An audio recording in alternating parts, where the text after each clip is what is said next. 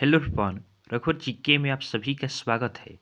आज का सेशन आप सभी के लिए काफ़ी इम्पोर्टेंट रहने वाला है। आज के क्लास में हम लोग Bihar DElEd previous year question 2022 का हम सॉल्व करने वाले हैं। 2022 में पूछे गए आपके हिंदी के जितने भी प्रश्न हैं, इन सभी क्वेश्चंस का हम डिस्कशन करने वाले हैं। साथ ही साथ एक एक क्वेश्चन से रिलेटेड हम सभी इंपॉर्टेंट फैक्ट्स को देखेंगे और ये भी देखेंगे कि आगे आपका कौन सा क्वेश्चन बन सकता है। तो आप क्लास को अंत तक देखें और वीडियो पसंद आए तो चैनल को सब्सक्राइब जरूर करें ताकि आगे आने वाले क्लास का नोटिफिकेशन आपको मिलता रहे। तो चलिए आज का क्लास हम स्टार्ट करते हैं। हमारा फर्स्ट क्वेश्चन है, सुख दुख में कौन सा समास है। सुख दुख में कौन सा समास है यह हमें बताना है। तो देखिए, सुख दुख हो गया, इसी के आधार पर जैसे आपका हो गया भाई बहन हो गया, इसी के जैसे एक आपका और एग्जाम्पल लेते हैं, जैसे आपका हो गया राधा कृष्ण हो गया। तो इस तरह के जो शब्द होते हैं जिनके दोनों पद प्रधान हो, अर्थात सुख दुख में देखिए दोनों पद प्रधान है, भाई बहन में भी दोनों पद आपके प्रधान है, राधा कृष्ण में भी दोनों पद आपके प्रधान है, जैसे माता पिता हो गया। तो जिनमें दोनों पद प्रधान होते हैं ऐसे शब्द को हम क्या कहते हैं, तो इसे हम कहते हैं द्वंद्व समास। क्या कहा जाता है, तो इसे आपका कहा जाता है द्वंद्व समास कहा जाता है। तो आप ध्यान रखेंगे, द्वंद्व समास जो होते हैं इसके दोनों पद प्रधान होते हैं। जैसे एग्जाम्पल में हमने देखा भाई बहन हो गया, राधा कृष्ण हो गया, माता पिता हो गया, सुख दुख हो गया, ये सभी आपके द्वंद्व समास होते हैं। देखिएगा, ऑप्शन ए में है द्विगु समास। तो द्विगु समास किसे कहा जाता है, तो द्विगु समास की हम बात करें तो इसमें आपका जो प्रथम पद होता है, इसमें प्रथम पद आपका संख्यावाची होगा। क्या होगा, इसमें आपका प्रथम पद क्या होगा, प्रथम पद में आपका संख्या होगा। जैसे इसका एग्जाम्पल ले तो जैसे आपका हो गया चौराहा, अर्थात चार राहों का जहाँ पे समूह होता है उसको क्या कहा जाता है, चौराहा कहा जाता है। तो चौराहा में यहाँ पे चार आ गया, तो जहाँ भी अंक आएगा वह आपका हो जाएगा द्विगु समास। जैसे एक और एग्जाम्पल लेते हैं पंचवटी। पंचवटी भी क्या है, यह भी आपका द्विगु समास है। पंचवटी क्या है, पांच वटों का आपका समाहार होता है। तो देखिए जहाँ भी संख्या आपको दिख जाएगा प्रथम पद में तो वह क्या हो जाएगा, वह आपका द्विगु समास होगा। उसके बाद ऑप्शन सी की भी हम चर्चा करते हैं। ऑप्शन सी में क्या है, अव्ययी भाव समास है। तो अव्ययी भाव समास किसे कहते हैं, तो इसमें देखिए क्या होता है, इसमें आपका प्रथम पद, इसमें आपका प्रथम पद क्या होता है, प्रधान होता है। अव्ययी भाव समास में आपका प्रथम पद आपका प्रधान होगा और समस्त जो आपका शब्द होता है यह आपका अव्यय होता है। क्या होता है, समस्त आपका जो पद होगा वह आपका अव्यय होगा। इसे संस्कृत में कहा जाता है, अव्ययी भाव समास को संस्कृत में हम कहते हैं न व्यय इति अव्यय, अर्थात जिसमें खर्च न हो उसे ही क्या कहा जाता है, अव्ययी कहा जाता है। तो अव्ययी भाव समास क्या होता है, तो इसमें आपका प्रथम पद प्रधान होता है और समस्त पद में क्या होता है, अव्यय आपका नहीं होता है। तो ध्यान देंगे, इसका एग्जाम्पल हम लें तो इसका एग्जाम्पल आपका हो जाएगा जैसे यथाशक्ति। क्या हो गया, इसका एग्जाम्पल आपका हो गया यथाशक्ति हो गया, अर्थात इसका अर्थ क्या हो जाएगा, शक्ति के अनुसार। जैसे आपका हो गया यथासंभव हो गया, यथासंभव हो गया, यह भी आपका अव्ययी भाव समास का आपका एग्जाम्पल है। जैसे आपका हो गया प्रतिदिन हो गया, यह भी क्या है, यह भी आपका अव्ययी भाव समास का आपका उदाहरण है। तो आप इसे भी ध्यान रखेंगे। लास्ट ऑप्शन हमारा है कर्मधारय समास। कर्मधारय समास किसे कहा जाता है, तो देखिएगा, जिस समास के आपके दोनों शब्दों के बीच विशेषण विशेष अर्थात उपमान उपमेय होते हैं उसे आपका कर्मधारय समास कहा जाता है। जैसे इसका एग्जाम्पल लें तो इसका एग्जाम्पल हो जाएगा कमल नयन। क्या होगा, कमल नयन, अर्थात कमल के समान नयन। उसके बाद आपका होगा चंद्रमुखी, चंद्रमुखी अर्थात चंद्रमा के समान आपका मुख। तो इस तरह के जो शब्द होते हैं ये आपके कहलाते हैं कर्मधारय समास। तो आप इन सभी को ध्यान रखेंगे। आपके एग्जाम में पूछा हुआ यह क्वेश्चन है, सुख दुख में कौन सा समास है। तो सुख दुख तो आप समझ गए कि जिसके दोनों पद प्रधान होते हैं वह आपका क्या कहलाता है, द्वंद्व समास कहलाता है। तो सुख दुख आपका द्वंद्व समास हो गया। इसके साथ साथ हमने बाकी ऑप्शंस को भी देखा कि द्विगु समास किसे कहेंगे, तो जो संख्यावाची होगा, प्रथम पद उसे द्विगु समास कहते हैं। अव्ययी भाव समास भी हमने देखा और कर्मधारय समास भी हमने देखा। तो इन सभी को आप कॉन्सेप्ट वाइज समझकर याद रखेंगे ताकि कोई भी क्वेश्चन पूछा जा सकता है। समास का आपका देखिएगा, समास का 2 क्वेश्चन पूछे जाते हैं, तो आपको हर समास का जितना भी टाइप्स है उससे आपको जानकारी होगा, तभी आप इसका आंसर दे सकते हैं। तो आप इन सभी को ध्यान रखेंगे। नेक्स्ट क्वेश्चन को देखते हैं। अगला प्रश्न हमारा है, निश्चल शब्द का संधि विच्छेद क्या है। इसमें हमें क्या करना है, निश्चल का आपका संधि विच्छेद बताना है। तो देखिए, निश्चल का आपका संधि विच्छेद होता है निह जोड़ छल। क्या होता है, निह जोड़ छल होता है। तो ऑप्शन डी हमारा सही आंसर होगा। निश्चल का संधि विच्छेद क्या होता है, तो निश्चल का संधि विच्छेद आपका निह प्लस छल होगा। आपका संधि विच्छेद जो है, इस चैप्टर का भी एक वीडियो हम लेकर आएंगे जिसके अंतर्गत जितने भी आपके संधि विच्छेद से रिलेटेड शब्द है उन सभी को हम डिस्कस करेंगे। तो निश्चल का यहाँ पे संधि विच्छेद क्या होगा, निह प्लस छल होगा। नेक्स्ट क्वेश्चन हमारा है, वन सारदी चंद्रिका चादर ओढ़े में कौन सा अलंकार है। इसमें हमें क्या बताना है, इसमें हमें अलंकार बताना है कि आपका वन सारदी चंद्रिका चादर ओढ़े में आपका कौन सा अलंकार है। तो देखिए, अलंकार इसमें बताना है। तो यहाँ पे देखिए, यहाँ पे वन सारदी हो गया चंद्रिका चादर। तो देखिए, इसमें आपका कौन सा अलंकार होगा, तो इसमें आपका अलंकार होगा रूपक अलंकार होगा। कौन सा अलंकार होगा, रूपक अलंकार होगा। ऑप्शन बी हमारा सही आंसर होगा। अब बताइए कि रूपक अलंकार कैसे होगा, अब इसकी चर्चा हम करते हैं।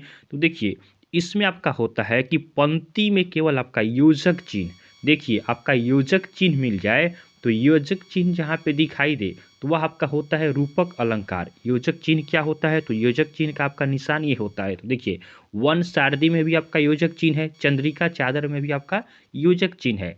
तो योजक चिन्ह आपको दिख जाए तो वह क्या होगा, यह आपका होगा रूपक अलंकार होता है। तो आप इसे ध्यान रखेंगे। जैसे इसका एक और एग्जाम्पल हम ले सकते हैं, इसका एक और एग्जाम्पल हम देखें तो एक और एग्जाम्पल आपका हो जाएगा, मैया मैं तो चंद्र खिलौना।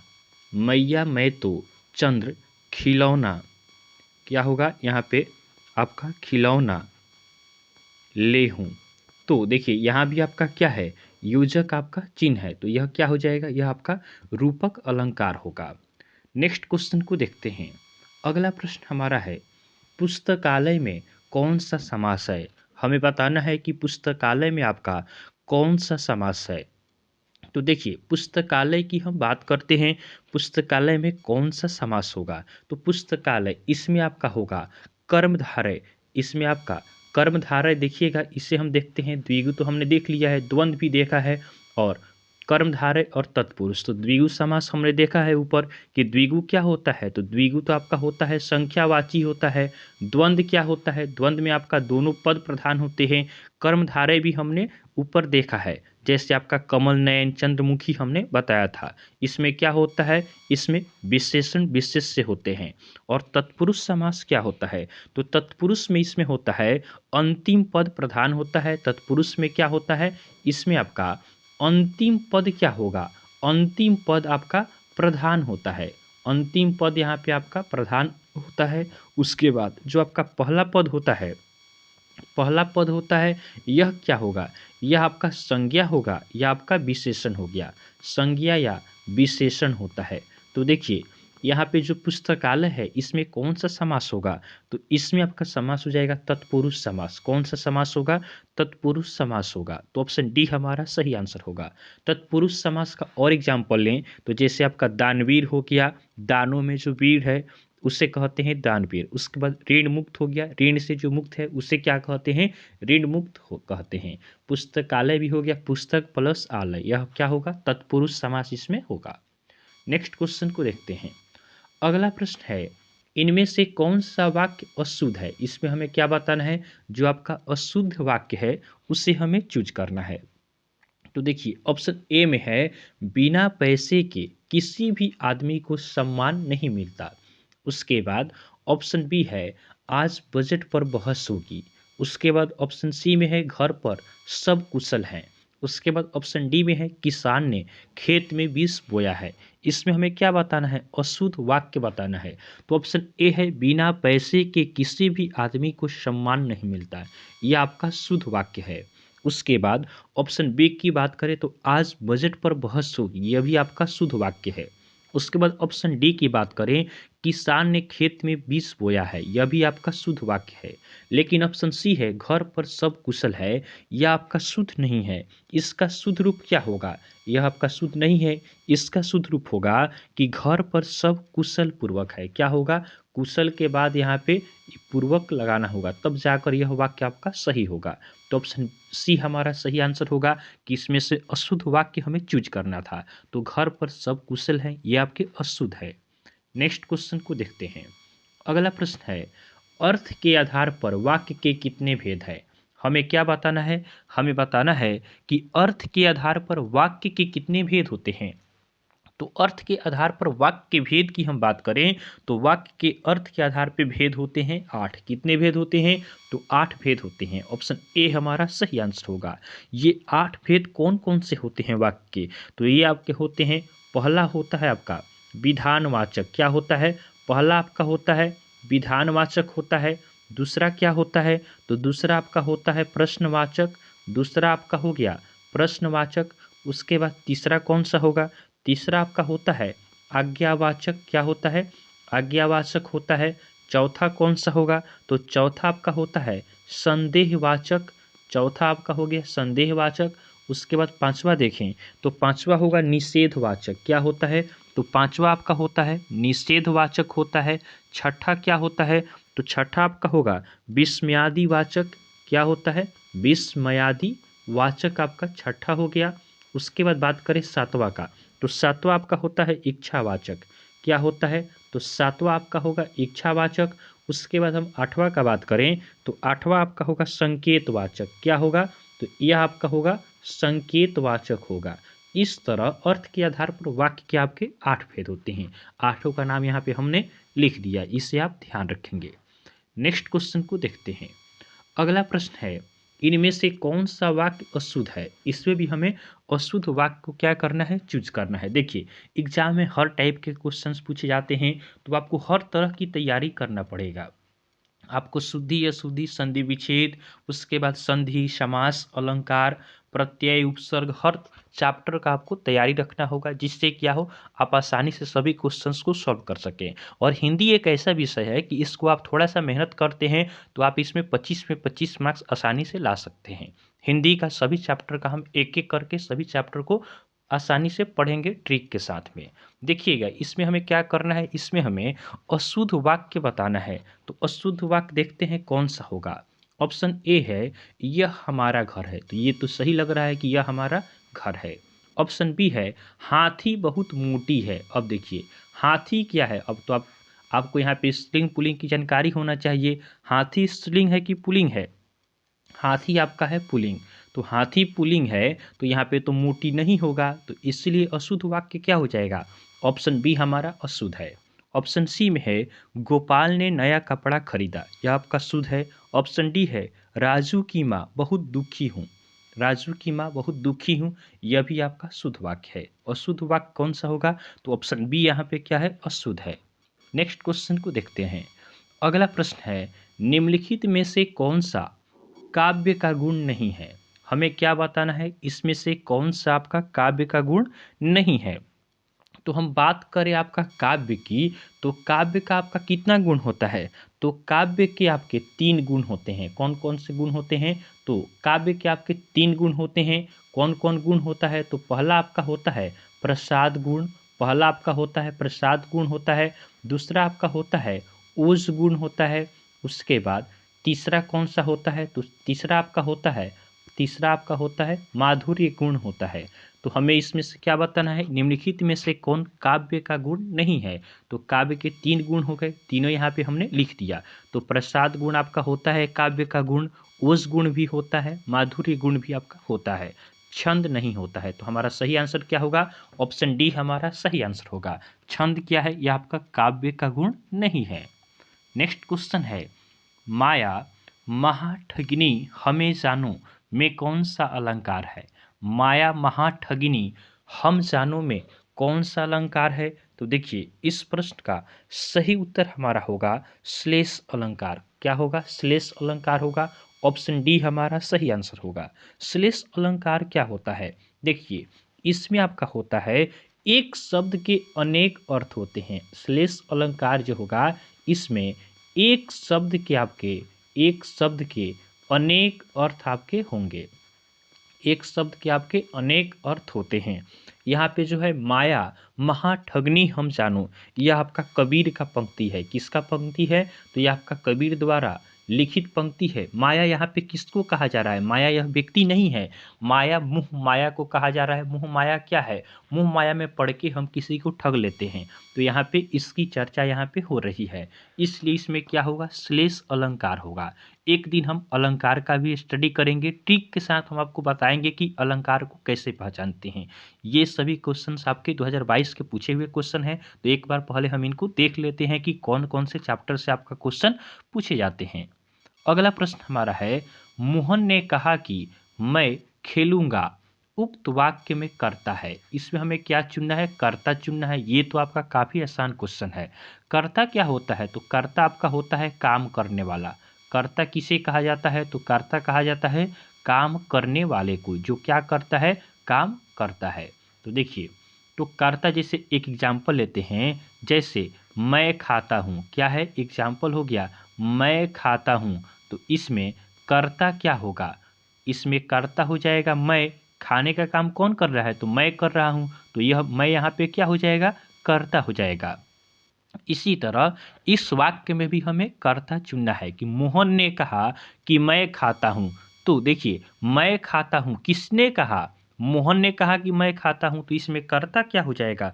कर्ता इसमें आपका मोहन होगा। तो सही आंसर क्या होगा? ऑप्शन ए हमारा सही आंसर होगा। देखिए मैं खेलूंगा ये नहीं होगा, ये नहीं खेल रहा है। यहाँ मोहन कह रहा है कि मोहन ने कहा कि मैं खेलूंगा। मोहन खेलने का काम कर रहा है। तो जो काम करता है उसी को कर्ता कहते हैं। इसीलिए मोहन यहाँ पे क्या है? करता है। नेक्स्ट क्वेश्चन को देखते हैं। अगला प्रश्न है, काम का, नकाश का, दुश्मन अनाज का लोकोक्ति का अर्थ होगा। देखिए यहाँ पे एक लोकोक्ति पूछा गया है, इसका अर्थ हमें बताना है। काम का, नकाश का, दुश्मन अनाज का, इसका आपका अर्थ क्या होगा यह हमें बताना है। तो देखिए ऑप्शन ए में है कामकाजी व्यक्ति, यह आपका नहीं होगा। खूब काम करना, तो काम का नकाश का, तो इसका तो खूब काम करना नहीं होगा। उसके बाद यहाँ पे कम खाना भी नहीं होगा। इसका आंसर होगा आपका दूसरों पर बोझ बनकर रहना। ऑप्शन सी हमारा सही आंसर होगा। काम का, नकाश का, दुश्मन अनाज का, इसका अर्थ होगा दूसरों पर बोझ बनकर रहना। नेक्स्ट क्वेश्चन है, अलंकार के कितने भेद होते हैं? अलंकार के कितने भेद होते हैं? तो अलंकार के आपके 3 भेद होते हैं। कितने भेद होते हैं? अलंकार के 3 भेद होते हैं। ऑप्शन बी हमारा सही आंसर होगा। कौन कौन से भेद होते हैं? तो पहला भेद आपका होता है शब्दालंकार। क्या होता है? पहला आपका होता है शब्दालंकार हो गया। उसके बाद बात करें दूसरा, दूसरा आपका होता है अर्थालंकार। क्या होता है? दूसरा आपका होगा अर्थालंकार होगा। और तीसरा आपका होता है उभयालंकार। क्या होता है? उभयालंकार होता है। तो इस तरह अलंकार के कितने भेद होते हैं? 3 भेद होते हैं, शब्दालंकार, अर्थालंकार और उभयालंकार। नेक्स्ट क्वेश्चन है, उत्तर से दक्षिण तक एक लंबा रास्ता जाता है, रेखांकित शब्दों में कौन पदबंध है? इसमें हमें क्या बताना है? उत्तर से दक्षिण, इसमें हमें बताना है कि कौन सा आपका पदबंध होगा। तो ध्यान दीजिएगा पदबंध क्या होता है। तो पदबंध आपका होता है एक नियत क्रम में आपका कार्य करने वाला। पदबंध क्या होता है? ये आपका एक नियत क्रम में कार्य करता है। जैसे उत्तर से दक्षिण एक नियत क्रम में हुआ, तो एक लंबा रास्ता जाता है। देखिए एक लंबा रास्ता जाता है, एक लंबा रास्ता जाता है उत्तर से दक्षिण तक। तो इसमें आपका कौन सा पदबंध होगा? तो इसमें आपका पदबंध होगा क्रिया विशेषण पदबंध। कौन सा पदबंध होगा? तो क्रिया विशेषण आपका पदबंध होगा। देखिए रास्ता जाता है, क्या जाता है? तो यहाँ पे लंबा रास्ता जाता है। तो रास्ता जाता है कौन सा? लंबा रास्ता जाता है। और इसका क्रिया का विशेषता विशेषण बताता है। और इसमें भी आपका पदबंध दिया गया है उत्तर से दक्षिण तक। तो इसीलिए क्या होगा? यहाँ पे क्रिया विशेषण पदबंध होगा। नेक्स्ट क्वेश्चन की बात करते हैं। अगला प्रश्न है, पंचमढ़ी में कौन सा समास है? पंचमढ़ी। देखिए पंचमढ़ी, पंच मीन्स क्या होता है, पंच मीन्स आपका 5 होता है, पंच मीन्स क्या होता है, 5 होता है। तो जहाँ पे संख्या आ गया वह कौन सा समास होगा, तो जहाँ भी आपको संख्या मिल गया वह आपका समास होगा द्विगु समास होगा। कौन सा समास होगा, द्विगु समास होगा। तो ऑप्शन सी हमारा सही आंसर होगा। नेक्स्ट क्वेश्चन को देखते हैं। अगला प्रश्न है, निम्न में से कौन सा वाक्य शुद्ध है। इसमें हमें क्या करना है, शुद्ध वाक्य को हमें चूज करना है। तो ऑप्शन ए है, नदियाँ बह रही है। नदियाँ बह रही है, तो ये तो आपका शुद्ध दिख रहा है। आगे भी हम देखते हैं। आगे हमारा सेकेंड ऑप्शन है, तारा निकल आए। तारा निकल आए, तो एक तारा का निकल आए ये तो नहीं होगा, तारे निकल आए होना चाहिए। माली ने सब पेड़ काट डाला। माली ने सब पेड़, देखिए सब पेड़ यहाँ पे गलत हो गया, तो ये नहीं होगा। अभ्यास करते ही रहने से हम शुद्ध हिंदी बोल सकता है। हम बोल सकते हैं होगा, सकता है नहीं होगा। तो सही आंसर क्या होगा, ऑप्शन ए, नदियाँ बह रही है, यह आपका शुद्ध वाक्य है। नेक्स्ट क्वेश्चन को देखते हैं। अगला प्रश्न है, कलेजा ठंडा होना मुहावरे का अर्थ होगा। यहाँ पे एक मुहावरा दिया गया है, कलेजा ठंडा होना, इसका अर्थ क्या होगा। तो देखिए ऑप्शन ए में है ठंडा पानी पीना, तो ऐसा बात नहीं है। उसके बाद ऑप्शन बी है ठंडा मलाई खाना, तो ये तो और नहीं हो सकता है। ऑप्शन सी है असंतुष्ट होना। कलेजा ठंडा होने से कोई असंतुष्ट तो नहीं होता है, संतोष होता है। तो ऑप्शन डी हमारा सही आंसर होगा। कलेजा ठंडा होना, इस मुहावरे का अर्थ होगा संतोष होना। नेक्स्ट क्वेश्चन को देखते हैं। अगला प्रश्न है, इनमें कर्तृवाच्य से संबंधित वाक्य कौन सा है। इसमें हमें क्या बताना है, कर्तृवाच्य से संबंधित वाक्य बताना है। अब देखिए थोड़ा सा चर्चा हम पहले वाच्य का कर लेते हैं। तो वाच्य के दो भेद होते हैं, कौन कौन से, तो एक आपका होता है कर्तृवाच्य और दूसरा क्या होता है, दूसरा आपका होता है कर्मवाच्य होता है। तो देखिए कर्तृवाच्य में क्या होगा, कर्ता यहाँ पे देखिए है, कर्ता की बात होगी और इसमें किसकी बात होगी, इसमें आपका कर्म की बात होगी। तो चलिए अब हम एक एक वाक्य को देखते हैं। ऑप्शन ए हमारा दिया गया है, कुदाल से मिट्टी उठाई जा रही है, तो उठाने का काम कोई दूसरा कर रहा है, तो यह आपका कर्मवाच्य होगा। उसके बाद ऑप्शन बी है, बुध से बैठा नहीं गया, तो बुध से बैठा नहीं गया तो दूसरे के बारे में बात हो रही है, तो ये भी नहीं होगा। ऑप्शन डी है, पुस्तक पढ़ी जाती है, तो पुस्तक पढ़ी जाती है किसी के द्वारा, ये भी नहीं होगा।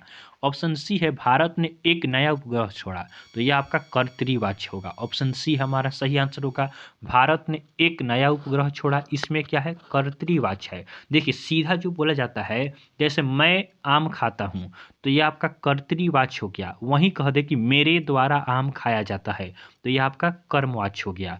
वॉइस जिससे कहा जाता है, वाच्य को क्या कहा जाता है, इंग्लिश में आपको वॉइस कहा जाता है। एक्टिव वॉइस और पैसिव वॉइस, कर्तृवाच्य होता है एक्टिव वॉइस, कर्मवाच्य होता है पैसिव वॉइस। तो उसमें भी हम क्या करते हैं, वॉइस में भी हम पढ़ते हैं, एक्टिव को पैसिव में चेंज करते हैं। तो कर्तृवाच्य क्या होता है, जो कर्ता सीधा बोलता है, जैसे मैं पढ़ता हूँ, मेरे द्वारा पढ़ी जाती है। मैं पढ़ता हूँ तो कर्तृवाच्य हो जाएगा, मेरे द्वारा पढ़ी जाती है तो यह आपका कर्मवाच्य हो जाएगा। सीता घर जाती है, यह आपका कर्तृवाच्य हो जाएगा। वहीं कहा जाए सीता के द्वारा घर जाया जाता है, तो यह आपका कर्मवाच्य हो जाएगा। तो आशा करते हैं कि आपको यह समझ में आया हो। नेक्स्ट क्वेश्चन को देखते हैं। अगला प्रश्न है, छंद शास्त्र में 3 वर्णों के समूह को क्या कहा जाता है।